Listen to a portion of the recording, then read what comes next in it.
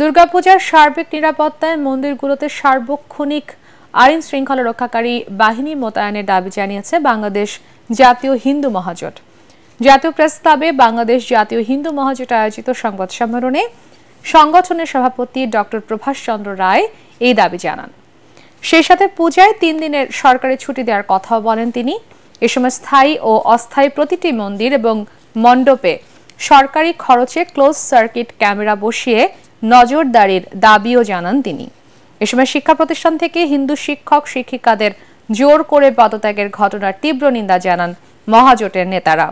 হিন্দু ধর্মাবলম্বীদের ওপর নির্যাতন বন্ধে অন্তর্বর্তী সরকারকে জরুরি ভিত্তিতে কঠোর পদক্ষেপ নেওয়ার আহ্বান জানান ডক্টর প্রভাষ চন্দ্র রায়।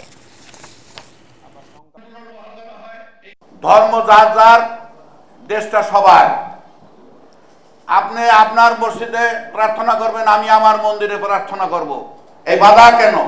দুর্গাপূজায় সরকারি ছুটি 3 দিন, অষ্টমী, নবমী ও দশমী ঘোষণা করতে হবে। প্রত্যেকটি স্থায়ী ও অস্থায়ী পূজা মন্দিরে সরকারি খরচে সিসিটিভির ব্যবস্থা সহ পূজার 10 দিন আগে থেকে পূজা চলাকালীন সময় পর্যন্ত কোনো প্রতিষ্ঠানের ছাত্র নয়, সরকারি নিরাপত্তা বাহিনী দিয়ে সার্বিক নিরাপত্তা ব্যবস্থা জোরদার করতে হবে। সংখ্যালঘু সুরক্ষা আইন ও সংখ্যালঘু কমিশন গঠন করতে হবে এবং প্রত্যেকটি স্থায়ী ও অস্থায়ী মন্দিরে দুর্গাপূজা সেনা মোতায়েন করতে হবে।